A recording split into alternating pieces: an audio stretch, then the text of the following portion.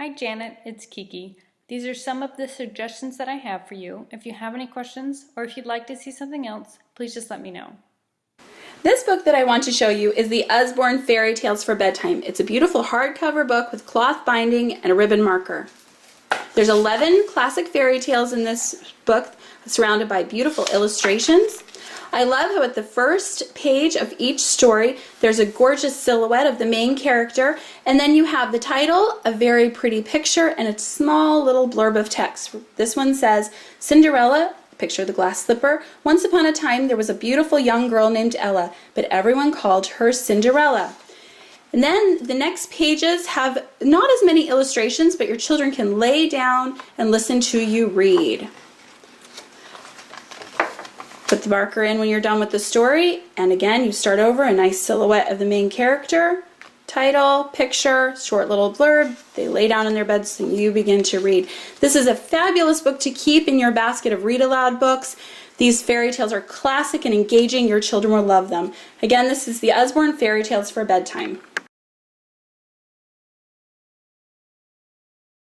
This book that I want to show you is Lift the Flap, First Questions and Answers, and this particular one is How Do Flowers Grow?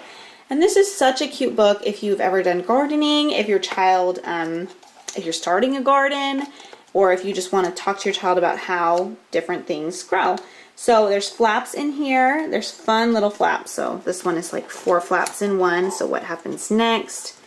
Talks about how the flower buds. You have to water the flower, so it just goes through the different process of how flowers grow and what you need to do. It talks about why plants have flowers and how they need to pollinate, where do seeds come from, what happens next. It's just a really, really cute book about flowers and plants and what they need to do to grow. And so then it talks about the different seasons and how that works, and there's so many cute flaps on each page. The information on here is not that complicated. It has small chunks of information, so this book would be great even for a very young child who's just learning how to garden. So again, at the end it says, biggest, strangest, smelliest. Flowers come in all shapes and sizes. Here are some surprising ones. So it just talks about some really fun flowers at the end. So this is a really cute book, especially if you're starting a garden or just want to talk about plants. So again, this is How Do Flowers Grow? This book that I want to show you is the Little Ballerina Dancing book. And this book is so cute if you have little dancers in the house. So it comes with a CD that has songs on it, and then on each page it has a dance. So it talks right here about the dance, and then it shows you some moves that you can do for the dance. So this particular one is Dance of the Sugar Plum Fairy. And then it also has these great tabs on the side that make it really easy for young children to turn the page. And this is a board book as well, and like beautiful illustrations. It's just a really fun one to turn on the CD and dance around with your kids. So again, this is the Little Ballerina Dancing book. This next book that I want to show you is the Usborne Illustrated Stories of Princes and Princesses. And this is a book that's for your slightly older readers, those children who have started to master chapter books, who are reading at a little bit more of an advanced level. There's less illustrations than text in this book, but it has a beautifully illustrated cover. The cover is soft and squishy and padded and wonderful to hold in your hands. And the illustrations in this book are very, very, very well done. There are several stories that are told in this book, and you see that some of the illustrations are color, some of them are full page. Some pages have text with just a little bit of illustration in the corners, and some illustrations are black and white. So there we go. Each story is about a chapter length long, and the retelling, like I said, is really quite excellent. Here's another example of the illustrations in this book. This is the Usborne Illustrated Stories of Princes and Princesses.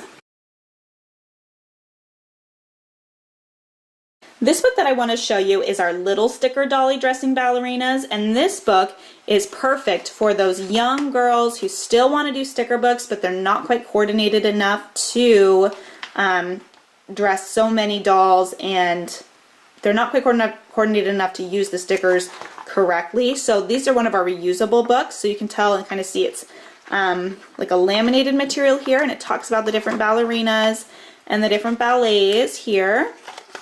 And so it has some information about just the different dances. And then here are the stickers that go along with each page. So cute. I love this sticker book.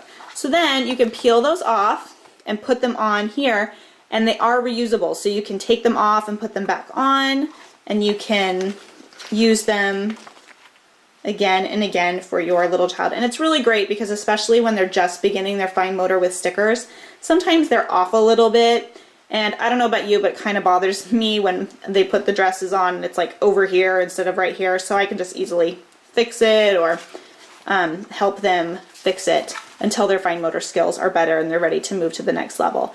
But this is a fabulous beginner sticker book, and this is Little Sticker Dolly Dressing.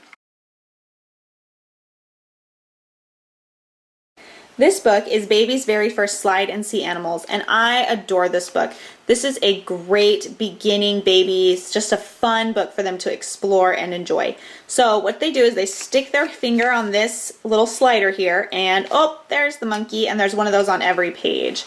And if you look at these, just automatically, it's a bright, beautifully colored book. It's a board book. It's great quality.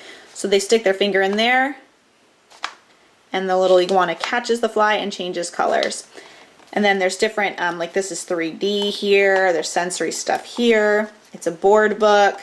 There's a finger trail right there.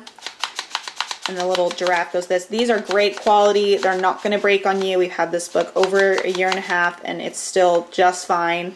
It's just a great quality book. So this one's pretty cute. The spider comes down. Just different sensory things on each page. Oh, and there they go. More finger trails here for them to follow. Another finger trail, beautiful colors, and then the monkey swings from the tree.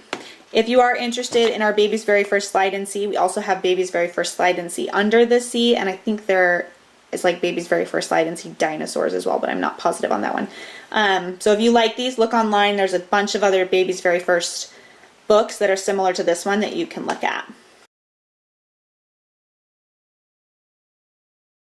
This book that I want to show you is That's Not My Monkey. It's part of our That's Not My series, and this is such a great series for young babies, young toddlers, all the way up to older toddlers, I would say. This is a great book because on every page there is a sensory activity that matches an adjective, and then there's this cute little mouse that you can find on each page. So I'll just go ahead and flip through this book for you. It says, "That's not my monkey, its tail is too velvety." And there's the little mouse. "That's not my monkey, its feet are too smooth." There's the mouse. "That's not my monkey, its eyebrows are too hairy." And there's the mouse. "That's not my monkey, its tongue is too fuzzy." And then finally at the end, "That's my monkey, its tummy is so fluffy." So this is a great board book, and the That's Not My series is one of Usborne's most popular young baby series.